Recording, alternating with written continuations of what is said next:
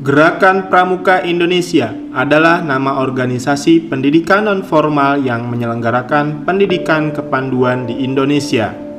Kata Pramuka merupakan singkatan dari Praja Muda Karana yang memiliki arti jiwa muda yang suka berkarya. Tapi sebelum singkatan ini ditetapkan, kata Pramuka yang asalnya diambil oleh Sri Sultan Hamengkubuwono ke-9 dari kata Poromuko yang berarti pasukan terdepan dalam perang.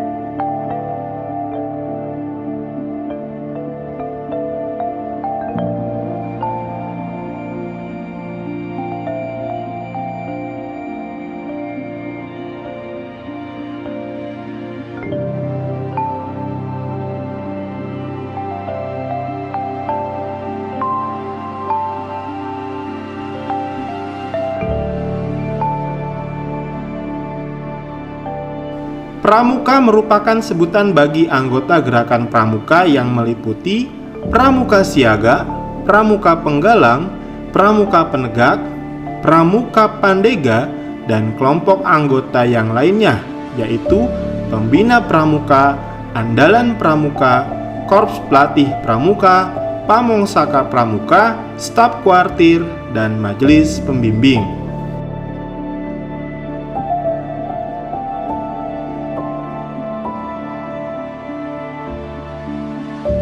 Kepramukaan adalah proses pendidikan di luar lingkungan sekolah dan di luar lingkungan keluarga dalam bentuk kegiatan yang menarik, menyenangkan, sehat, teratur, terarah, praktis yang dilakukan di alam terbuka dengan prinsip dasar kepramukaan dan metode kepramukaan yang sasaran akhirnya adalah pembentukan watak, akhlak, dan budi pekerti luhur. Kepramukaan adalah sistem pendidikan kepanduan yang disesuaikan dengan keadaan, kepentingan, dan perkembangan masyarakat dan bangsa Indonesia.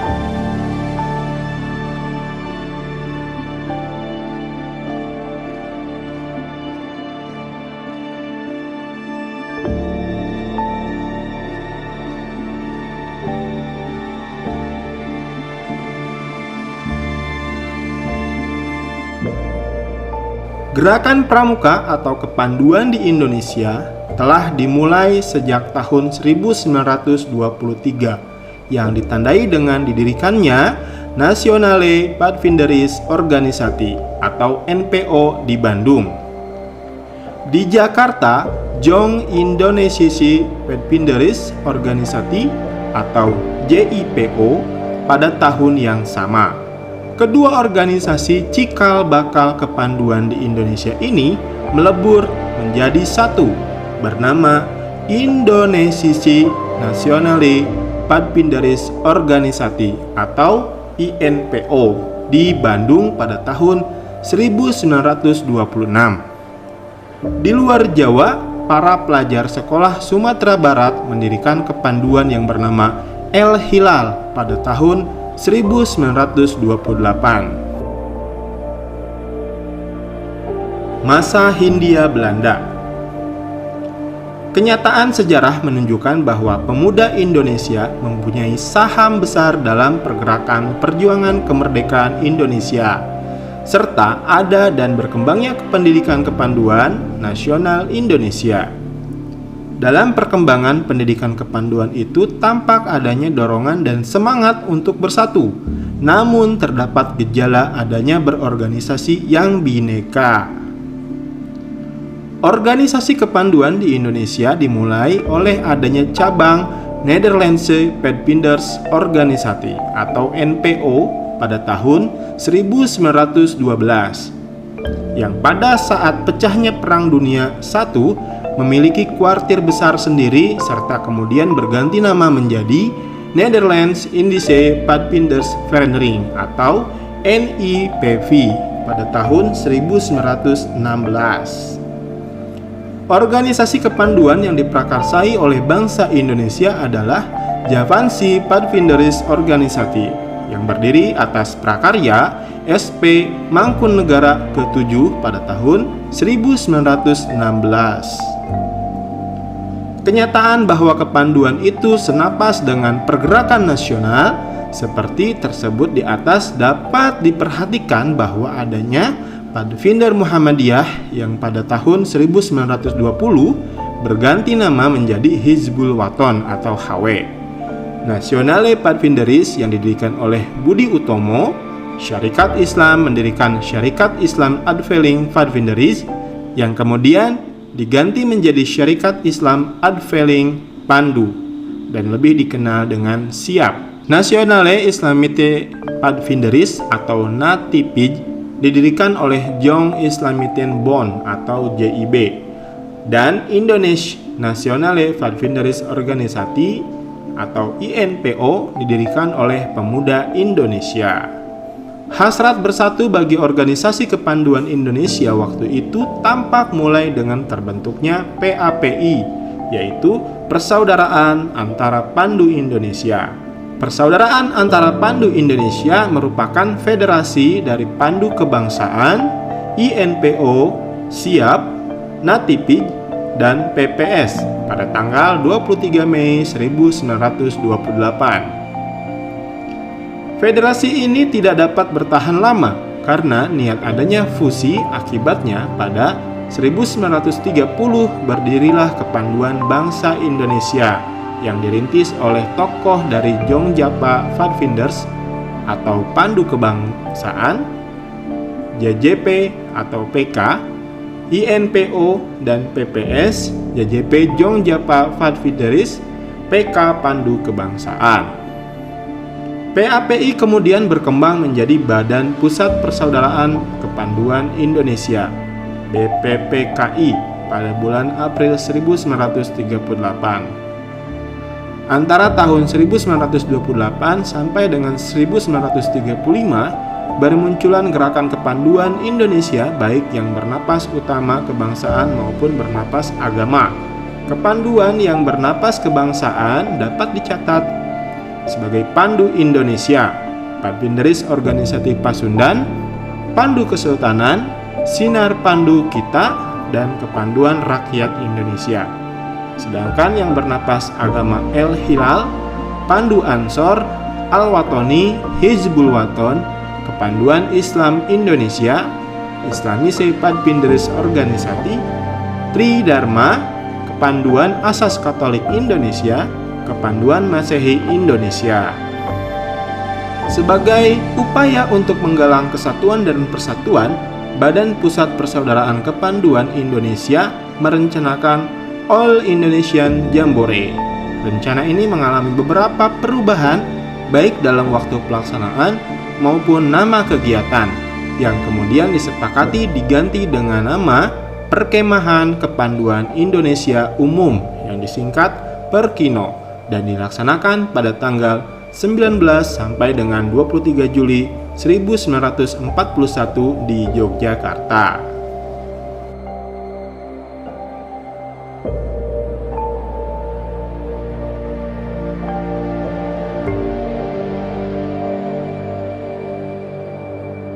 Masa Perang Dunia Kedua.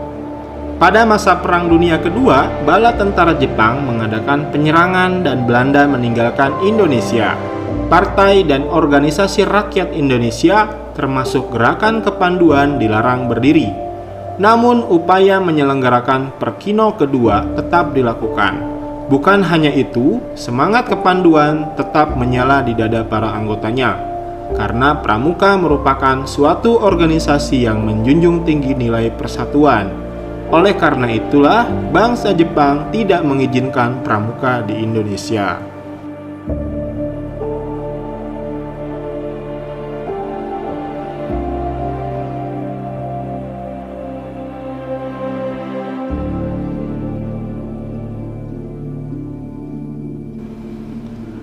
Masa Republik Indonesia.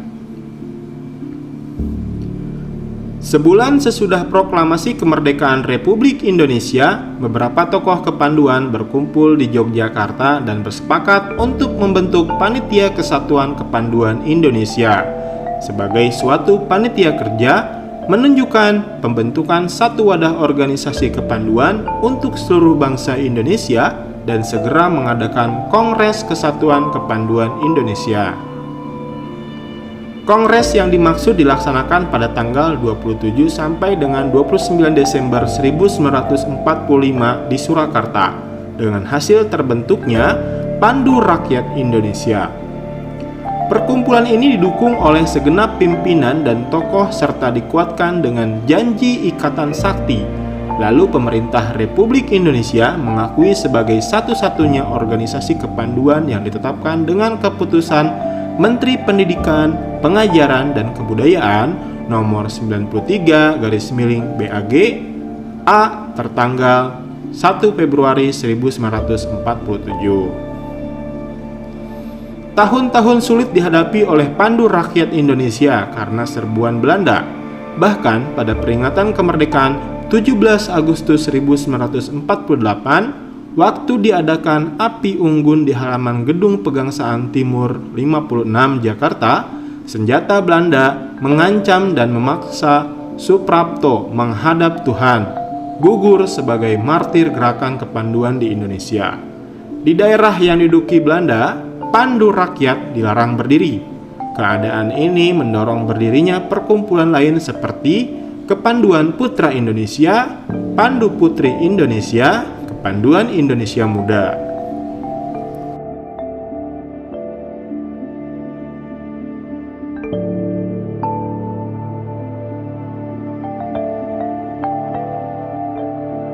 Masa perjuangan bersenjata untuk mempertahankan negeri tercinta merupakan pengabdian juga bagi para anggota pergerakan kepanduan di Indonesia. Kemudian berakhirlah periode perjuangan bersenjata untuk menegakkan dan mempertahankan kemerdekaan itu. Pada waktu inilah Pandu Rakyat Indonesia mengadakan Kongres kedua di Yogyakarta pada tanggal 20 sampai 22 Januari 1950. Kongres ini antara lain memutuskan untuk menerima konsep baru, yaitu memberi kesempatan kepada golongan khusus untuk menghidupkan kembali bekas organisasinya masing-masing. Dan terbukalah suatu kesempatan bahwa Pandu Rakyat Indonesia bukan lagi satu-satunya organisasi kepanduan di Indonesia dengan keputusan Menteri PP dan K nomor 2344/KAB tertanggal 6 September 1951 dicabutlah pengakuan pemerintah bahwa Pandu Rakyat Indonesia merupakan satu-satunya wadah kepanduan di Indonesia. Jadi keputusan nomor 93/BAG A tertanggal 1 Februari 1947 itu sudah berakhir. Mungkin agak aneh juga kalau direnungi, sebab 10 hari sesudah keputusan Menteri nomor 2334/KAB itu keluar, maka wakil-wakil organisasi kepanduan mengadakan konferensi di Jakarta. Pada saat inilah, tepatnya tanggal 16 September 1951, diputuskan berdirinya Ikatan Pandu Indonesia sebagai suatu federasi. Pada 1953, Ikatan Pandu Indonesia atau IPINDO berhasil menjadi anggota kepanduan sedunia. IPINDO merupakan federasi bagi organisasi kepanduan putra, sedangkan bagi organisasi putri terdapat dua federasi, yaitu PKPI atau Persatuan Kepanduan Putri Indonesia dan POPINDO atau Persatuan Organisasi Pandu Putri Indonesia. Kedua federasi ini pernah bersama-sama menyambut singgahnya Lady Baden-Powell ke Indonesia dalam perjalanan ke Australia. Dalam peringatan Hari Proklamasi Kemerdekaan Republik Indonesia yang ke-10, IPINDO menyelenggarakan Jambore Nasional bertempat di Ragunan, Pasar Minggu pada tanggal 10 sampai 20 Agustus 1955, Jakarta. IPINDO sebagai wadah pelaksana kegiatan kepanduan merasa perlu menyelenggarakan seminar agar dapat gambaran upaya untuk menjamin kemurnian dan kelestarian hidup kepanduan. Seminar ini diadakan di Tugu, Bogor pada bulan Januari 1957. Seminar Tugu ini menghasilkan suatu rumusan yang diharapkan dapat dijadikan acuan bagi setiap gerakan kepanduan di Indonesia. Dengan demikian diharapkan kepramukaan yang ada dapat dipersatukan. Setahun kemudian pada bulan November 1958, pemerintah Republik Indonesia, dalam hal ini Departemen PP dan K, mengadakan seminar di Ciloto, Bogor, Jawa Barat dengan topik penasionalan kepanduan. Kalau Jambore untuk putra dilaksanakan di Ragunan Pasar Minggu, Jakarta, maka PKPI menyelenggarakan perkemahan besar untuk putri yang disebut Desa Semanggi, bertempat di Ciputat. Desa Semanggi itu terlaksana pada tahun 1959. Pada tahun ini juga Ipindo mengirimkan kontingennya ke Jambore Dunia di MT Makiling, Filipina.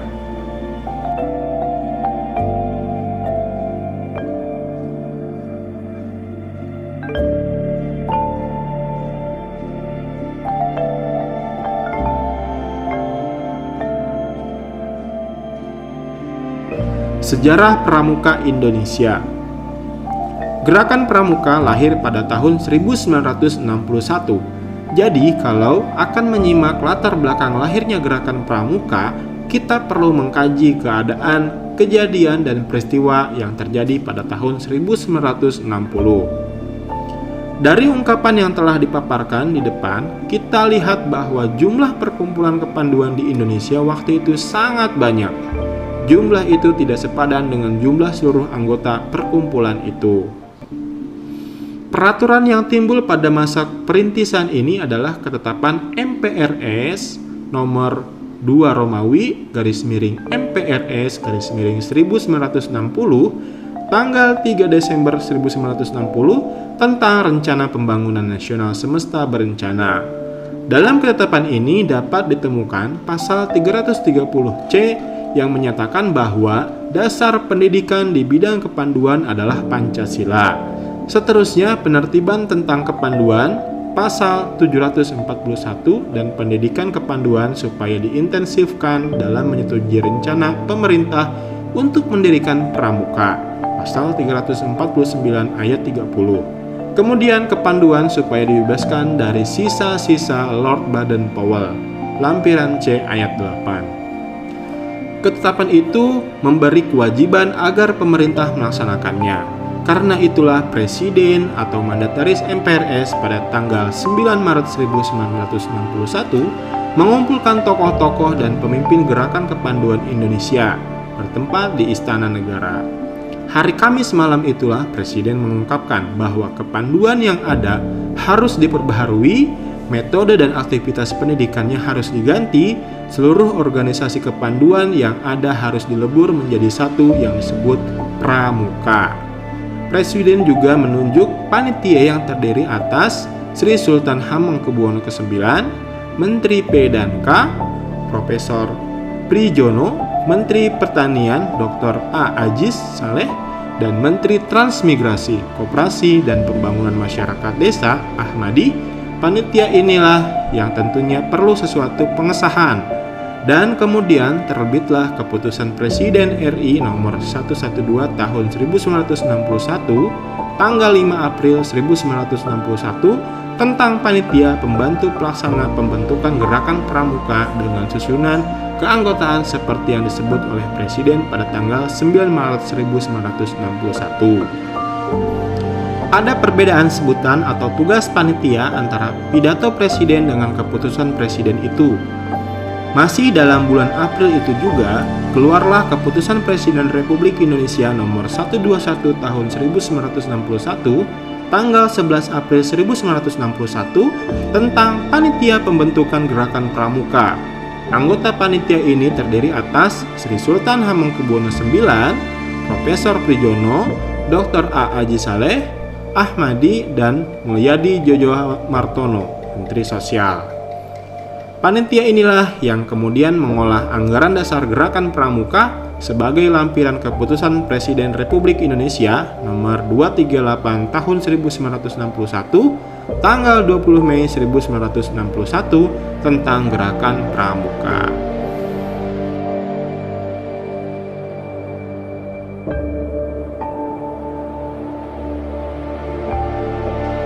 Kelahiran Gerakan Pramuka.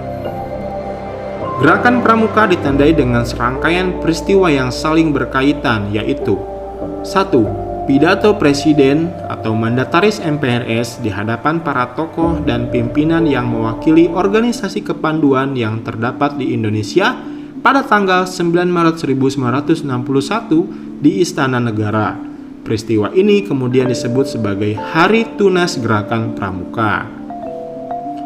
2. Diterbitkannya Keputusan Presiden nomor 238 tahun 1961 tanggal 20 Mei 1961 tentang Gerakan Pramuka yang menetapkan Gerakan Pramuka sebagai satu-satunya organisasi kepanduan yang ditugaskan menyelenggarakan kependidikan kepanduan bagi anak-anak dan pemuda Indonesia serta mengesahkan anggaran dasar Gerakan Pramuka yang dijadikan pedoman, petunjuk dan pegangan bagi para pengelola Gerakan Pramuka dalam menjalankan tugasnya.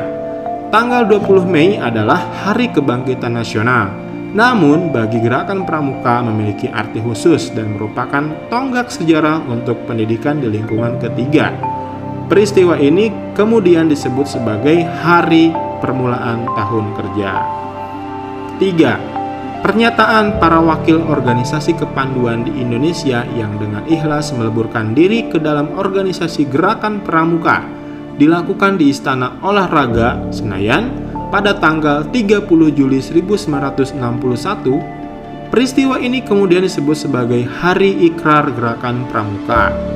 4. Pelantikan Mapinas, Kuarnas, dan Kuarnari di Istana Negara, serta penganugerahan Panji-Panji Gerakan Pramuka pada tanggal 14 Agustus 1961. Selain pelantikan pengurus Gerakan Pramuka, pada tanggal 14 Agustus 1961 pula dilangsungkan defile Pramuka yang bertujuan untuk memperkenalkan secara resmi Gerakan Pramuka Indonesia kepada halayak umum. Sejak itu tanggal 14 Agustus kemudian dikenal sebagai Hari Pramuka.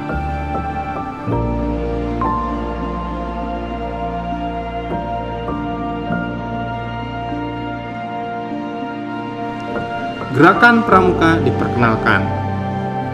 Pidato Presiden pada tanggal 9 Maret 1961 menggariskan agar pada peringatan proklamasi kemerdekaan Republik Indonesia, Gerakan Pramuka telah ada dan dikenal oleh masyarakat. Oleh karena itu, Kepres Republik Indonesia nomor 238 tahun 1961 perlu ada pendukungnya, yaitu pengurus dan anggotanya. Menurut anggaran dasar Gerakan Pramuka, pemimpin perkumpulan ini dipegang oleh Majelis Pimpinan Nasional atau Mapinas, yang di dalamnya terdapat Kuartir Nasional Gerakan Pramuka dan Kuartir Nasional Harian. Badan pimpinan pusat ini secara simbolis disusun dengan mengambil angka keramat 17845, yaitu terdiri atas Mapinas beranggotakan 45 orang, yang diantaranya duduk dalam Kuarnas sebanyak 17 orang dan dalam Kuarnasri 8 orang. Namun dalam realisasinya seperti tersebut dalam Keputusan Presiden Republik Indonesia nomor 447 tahun 1961 tanggal 14 Agustus 1961, jumlah anggota Mapinas menjadi 70 orang dengan rincian dari 70 orang anggota itu adalah 17 orang diantaranya sebagai anggota Kuarnas dan 8 orang diantaranya anggota Kuarnas ini menjadi anggota Kuarnari. Mapinas diketuai oleh Dr. Insinyur Soekarno, Presiden Republik Indonesia, dengan Wakil Ketua Sri Sultan Hamengkubuwono ke-9 dan Wakil Ketua kedua Brigjen TNI Dr. A. Haji Saleh. Sementara itu dalam Kuarnas, Sri Sultan Hamengkubuwono ke-9 menjabat sebagai ketua dan Brigjen TNI Dr. A. Haji Saleh sebagai wakil ketua merangkap ketua Kuarnari. Gerakan Pramuka secara resmi diperkenalkan kepada seluruh rakyat Indonesia pada tanggal 14 Agustus 1961, bukan saja hanya di ibu kota Jakarta, tetapi juga di tempat yang penting di Indonesia. Di Jakarta, sekitar 10.000 anggota Gerakan Pramuka mengadakan apel besar yang diikuti dengan pawai pembangunan dan defile di depan Presiden dan berkeliling Jakarta. Sebelum kegiatan pawai atau defile, Presiden melantik anggota Mapinas, Kuarnas dan Kuarnari di Istana Negara dan menyampaikan anugerah tanda penghargaan dan kehormatan berupa Panji Gerakan Kepanduan Nasional Indonesia, Keputusan Presiden nomor 448 tahun 1961 yang diterimakan kepada Ketua Khawatir Nasional Sri Sultan Hamengkubuwono IX sesaat sebelum pawai defile dimulai. Peristiwa perkenalan tanggal 14 Agustus 1961 ini kemudian dilakukan sebagai Hari Pramuka yang setiap tahun diperingati oleh seluruh jajaran dan anggota Gerakan Pramuka. Pada tanggal 26 Oktober 2010, Dewan Perwakilan Rakyat mengabsahkan Undang-Undang Nomor 12 Tahun 2010 tentang Gerakan Pramuka. Berdasarkan undang-undang ini, maka Pramuka bukan lagi satu-satunya organisasi yang boleh menyelenggarakan pendidikan kepramukaan. Organisasi profesi juga diperbolehkan untuk menyelenggarakan kegiatan kepramukaan.